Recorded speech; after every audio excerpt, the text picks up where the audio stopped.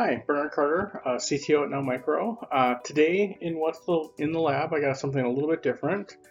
I've been playing with a lot of Midjourney, Stable Diffusion, other text-to-image AI-based products and open source things lately.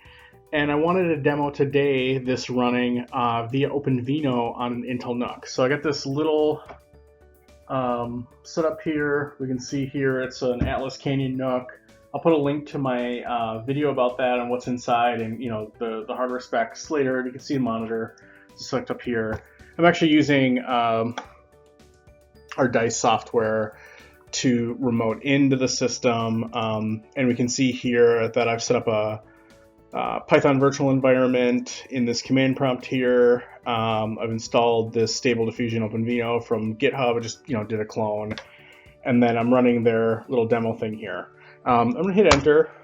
It's gonna start iterating through and generating an image based on this prompt I have. What's interesting is the default prompt here is I have the source open here, the Python here, and it's street art painting of Emilia Clarke in a style Banksy photorealism, right? So just to show you what that looks like, this device produced this image.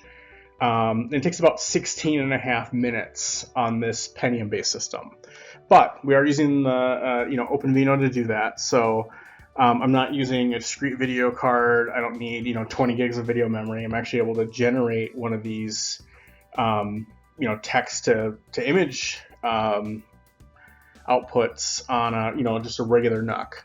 I'm gonna do a couple more of these. I got a couple more setups using a couple NUCs and then a big old Xeon that I have as well, to sort of give some differences in like how long it takes, how to set it up, so on and so forth. So stay tuned for some additional videos on this subject if you're interested. Thank you.